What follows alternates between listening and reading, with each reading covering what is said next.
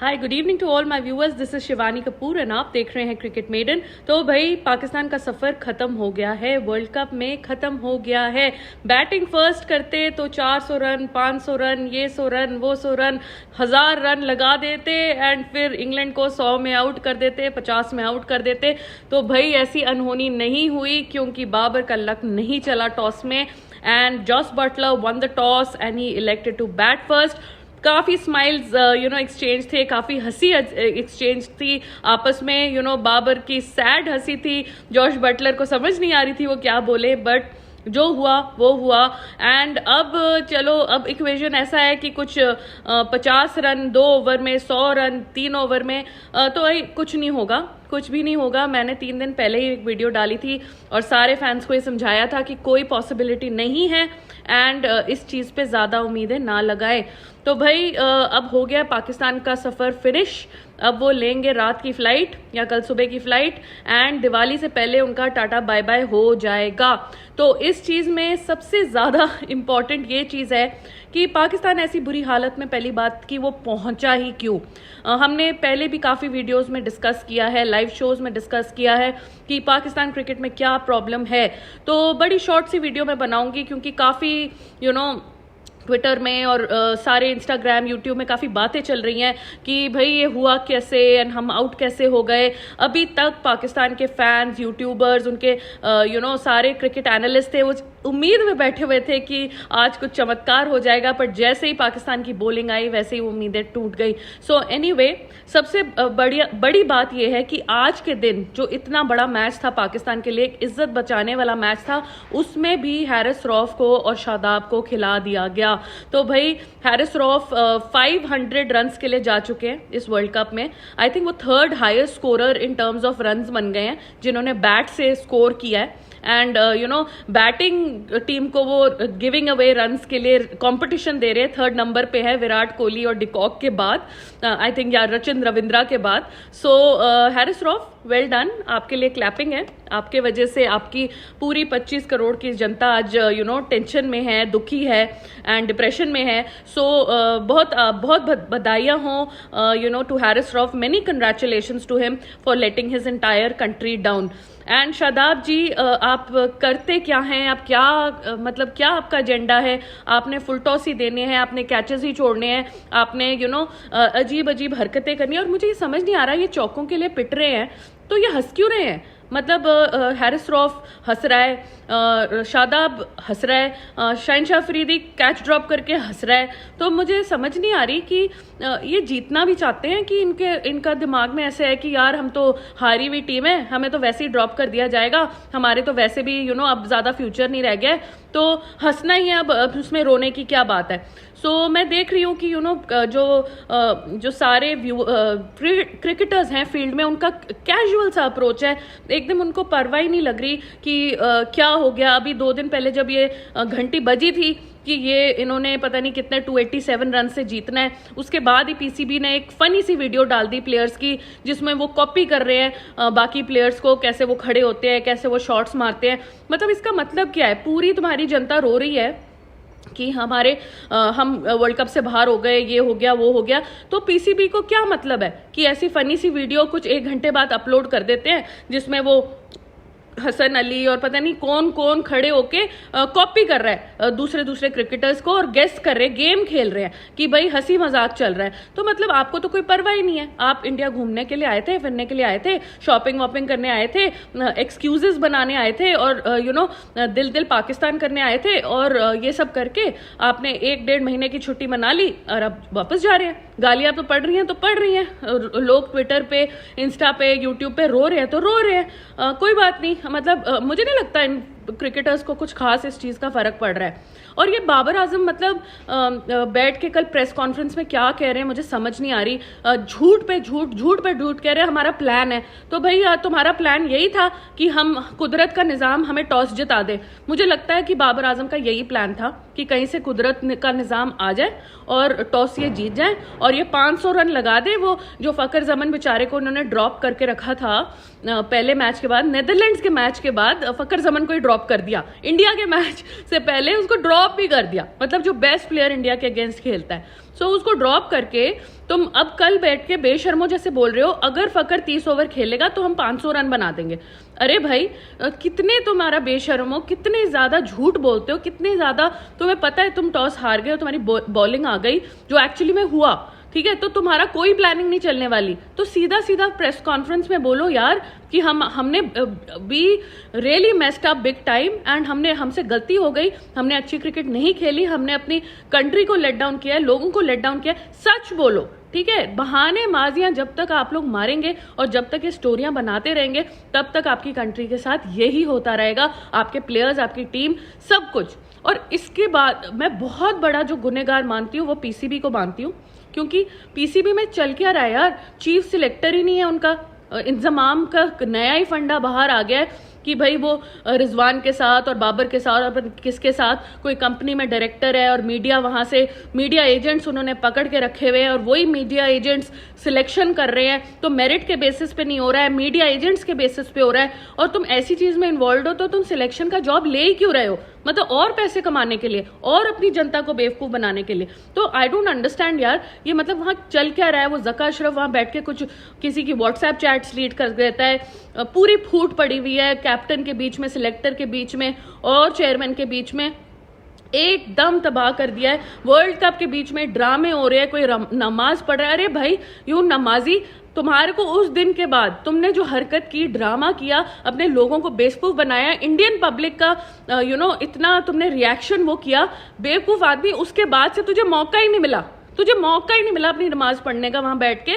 और तुम देख ले, अब जो अपने भगवान को ऐसे पब्लिकली इंसल्ट करता है ना, वो उसके साथ यही होता है कि भगवान तुम्हें दूसरा मौका ही नहीं देता, क्योंकि तुमने अपने गेम पे ध्यान नहीं दिया, तुमने फालतू चीजों पे ध्यान दिया, उस चीज को बढ़ावा देने की कोशिश की है, एंड फिर भगवान ने कहा ठीक है मैं तुझे मौका ही नहीं देता, तू ऐसी हरकतें करता है, तू लोगों को हर्ट करता है, तू उनको प्रवोक करता है, तू ऐसी चीजों में फोकस करता है जो नहीं करनी चाहिए, तो मैं तुझे मौका ही नहीं दूंगा ये करने का। 50 भी नहीं बनी उसके बाद, तो और कर ले तू नमाज, ठीक है। तो ये रिजवान भाई भी बहुत ही अपनी दुनिया में अपनी चीजें, रिलीजन, ये वो चीजें बीच में मिक्स करके कर रहे हैं। सो बाबर, रिजवान, हैरिस रऊफ, शादाब और ये इमाम, सबसे बड़ी इमाम वाली पर्ची, इसको तो मैं भूल ही नहीं सकती कि मतलब ये बिल्कुल गोलू है ना, ऐसे कि जैसे पटेटो भरा हुआ है हर जगह, आलू भरा हुआ है हर जगह, मतलब उसके वो चाचा जान को भी आलू ही बोला जाता था, इसको भी आलू ही बोलना चाहिए, मतलब ना फिटनेस में ध्यान, ओनली बिरयानी में ध्यान, ओनली फालतू प्रोटीन नहीं है, ये नहीं है, वो नहीं है। भाई तेरे पास प्रोटीन नहीं है तो प्रोटीन ले और प्रोटीन पी और अपना वेट कम कर और फील्डिंग ठीक से कर, बैटिंग ठीक से कर, तो भाई बहाने मारने तूने प्रेस कॉन्फ्रेंस में आके। तो भाई ये इमाम, मतलब मुझे लगता है 5-6 प्लेयर तो मैं बिना कुछ देखे पढ़े ऐसे ही बता सकती हूँ जिन्होंने पाकिस्तान क्रिकेट की पूरी नैया डुबो दिया।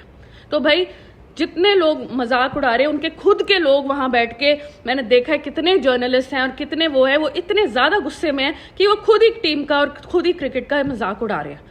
सो यही भाई, ऐसे लोग यही चीज़ें डिजर्व करते हैं जो अपनी टीम को प्रेफरेंशियल सिलेक्शन करते हैं, जो अपनी दोस्ती यारी में टीम बनाते हैं, जो अपने कंट्री के लिए नहीं खेलते, अपने records world number 1, world number 2 यही करते रहते हैं, ठीक है। फालतू में ट्विटर में कहीं वॉर चल रही है, कहीं कुछ चल रहा है, उसके झंडे लगाई जाने हैं। भाई तुम्हें किसने बोला है? तुम क्रिकेटर हो, तुम क्रिकेट खेलो, लोग तुम्हें क्रिकेट की वजह से फॉलो करते हैं, तो झंडे लगाने के लिए थोड़ी ना तुम्हें फॉलो करते हैं। तुम अपनी स्टार पावर यूज करके तुम किसी वॉर में, जिस चीज में तुम्हारी कोई लेना देना ही नहीं है, ठीक है, तुम्हें नॉलेज भी नहीं होगी कि 2 कंट्रीज लड़ क्यों रही है आपस में, लेकिन तुम्हें अपना बीच में डालना है क्योंकि तुम अपना देशभक्ति दिखाना चाहते हो। अरे देशभक्ति तुम तब दिखाओगे, तुम अपनी टीम के लिए कुछ करोगे, अपनी कंट्री के लिए कुछ करोगे। ऐसे जब मुंह लटका के, और मुंह तो लटकाया भी नहीं है, मुंह लटकाया होता तो अलग बात होती। ये तो हंस रहे हैं बेशर्मो जैसे, हंस हुस के बाहर होके निकल गए, अपने घर जा रहे हैं। तो बस यही है, अब हमारी ना आटा, चीनी, चावल, कुर्सियां, ये सब छोड़ देना, ठीक है, चले जाना। अब तुम यही डिजर्व करते हो कि लोग तुम्हें इसी तरीके से बोले। एंड बाबर आजम जी प्लीज, आप तो कैप्टनसी छोड़ देना, आपको कोई अकल नहीं है, कैप्टनसी रन करने का कोई भी सेंस नहीं है। Unfortunately he is the worst captain I have ever seen in my life.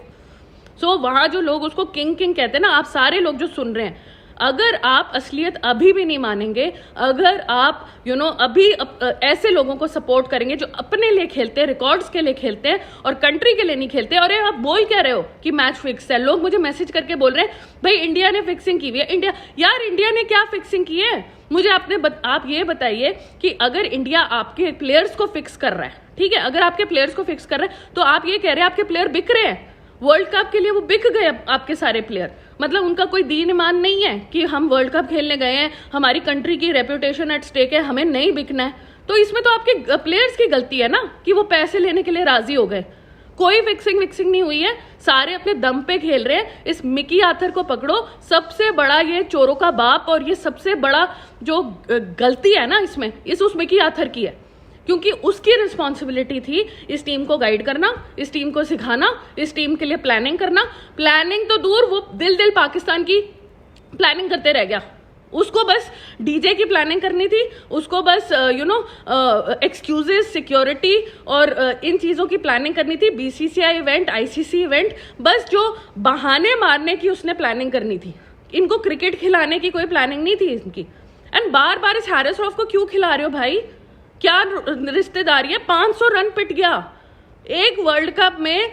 आज इनका 9वां मैच है, 9वां मैच में तुम 500 रन पिट गए। इससे बड़ी बात क्या हो सकती है?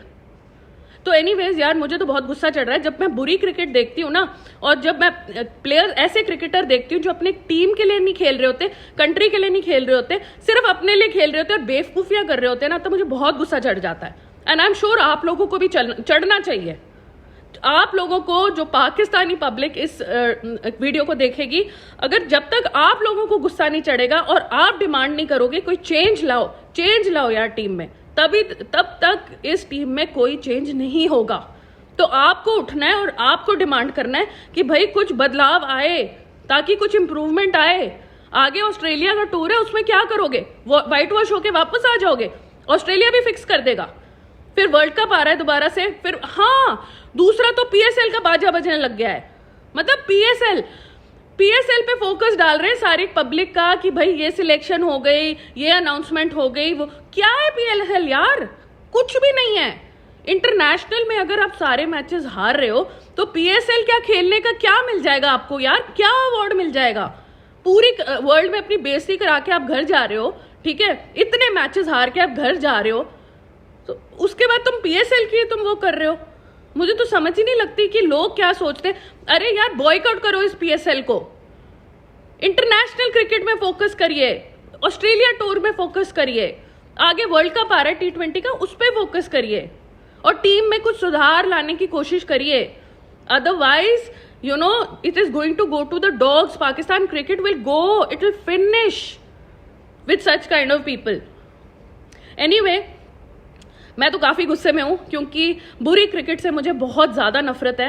एंड ऐसी क्रिकेट देखने से तो मैं प्रेफर करती हूँ कि ऐसी क्रिकेट टीम, जैसे श्रीलंका क्रिकेट सस्पेंड हो गई है ना, अगर ऐसी क्रिकेट दूसरी भी टीम्स खेले जो वो सारी सस्पेंड हो जाए।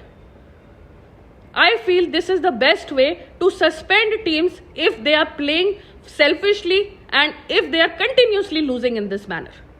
अगर आप ऐसी सस्पेंशन करोगे ना ऐसी टीम्स के साथ, तभी ये सुधरेंगी, तभी प्लेयर्स कंट्री के लिए खेलेंगे। स्टार्स बना के बैठे, किंग बना के बैठे, और जब डिलीवर करने की बात है तो अंडा गोल। Anyway guys, that is it for this video. Happy Diwali to all the people who are watching. मैं तो भाई इंडियन हूँ, मेरी दिवाली है कल ही मेरा इंडिया का मैच भी है। एंड हम तो इंडिया का मैच एंजॉय करेंगे, लेकिन मैं एक ट्रू क्रिकेट फैन हूँ और मुझे अच्छी क्रिकेट देखनी पसंद है, कॉम्पिटिटिव क्रिकेट देखनी पसंद है। मुझे ये ड्रामा बिल्कुल नहीं अच्छा लगता जब लोग क्रिकेट का मजाक उड़ाते हैं, और इस चीज़ में मुझे बहुत ज़्यादा गुस्सा चढ़ता है। तो एनीवे, इस वीडियो के लिए बहुत। अब हम थोड़ी सी इंडियन क्रिकेट के बात करेंगे नेक्स्ट वीडियो में। उसके लिए मुझे थोड़ा सा पानी भी पीना पड़ेगा, मूड चेंज करना पड़ेगा। सो आप तब तक इस वीडियो को लाइक करिए, सब्सक्राइब करिए, एंड अगर हो सके तो शेयर भी करिए, क्योंकि अगर पाकिस्तान क्रिकेट में आपको बदलाव चाहिए तो आपको अपनी आवाज़ उठानी पड़ेगी। चुपचाप बैठ के इनकी मैनिपुलेशन और इनकी जो एरोगेंस है, जो ये डिसीजंस लेते, अरे वो हफीज ने और इसीलिए रिजाइन किया था ना एक दिन पहले टीम अनाउंसमेंट के, क्योंकि बाबर नहीं मान रहा था, शादाब को छोड़ने के लिए नहीं मान रहा था, अबरार को टीम में डालने के लिए नहीं मान रहा था। क्यों नहीं है अबरार इस टीम में? इतना जबरदस्त स्पिनर आपके पास पड़ा है, मिस्ट्री स्पिनर पड़ा है, कोई उसको रीड नहीं कर सकता, वो बाहर क्यों बैठा है रिजर्व में? कोई आंसर ही नहीं है। तभी हफीज ने रिजाइन कर दिया, और सही रिजाइन किया, क्योंकि आज उस पर सारा मलबा डलता कि भाई आपने ऐसी टीम कैसे भेज दी। अच्छा है उसने रिजाइन कर दिया। एनीवे, यहाँ तो दिवाली के पटाखे फूट रहे हैं, आपको सुन भी रहा होगा वीडियो में। तो मैं थोड़ी दिवाली की सेलिब्रेशन करती हूँ, थोड़ा मूड ठीक करती हूँ, अगली वीडियो की प्रिपरेशन करती हूँ। तब तक आप वीडियो को लाइक करिए, चैनल को सब्सक्राइब करिए। आपके कुछ कमेंट्स हैं तो नीचे ज़रूर दीजिएगा। And see you and happy Diwali again, and I will see you in the next video. Thank you.